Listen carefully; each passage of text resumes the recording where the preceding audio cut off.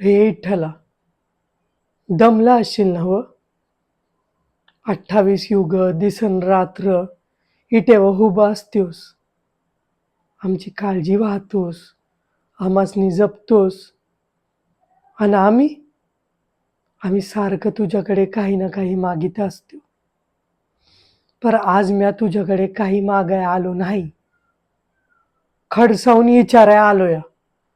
वय खरं ऐकलंयस तू?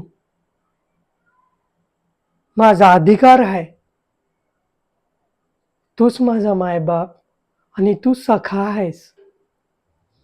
म्हणेस गुज तुझ पाशी, सारी माया, सारा राग, सारी काळजी तुझ ठाई. आणि आज ना उद्या तुझ्याच पाशी यायचं आहे. काय म्हणालास? एवढी काय घाई?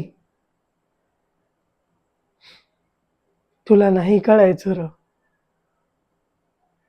भेटीची आस काय असते हे अनुभवायचं असल तर तुला भक्ताचा जन्म घ्यावा लागल.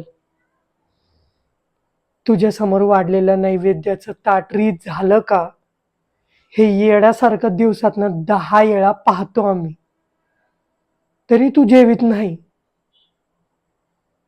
स्वतःच्या हाताने 2 घास तुला भरवावं म्हटलं तर समोर मांडी घालून बसत नाही,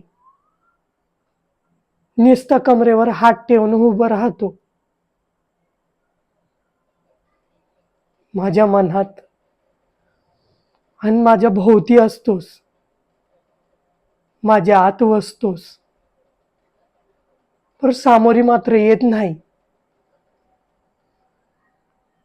मग तुझ्या भेटण्याची आस जीव कासावीस करते र.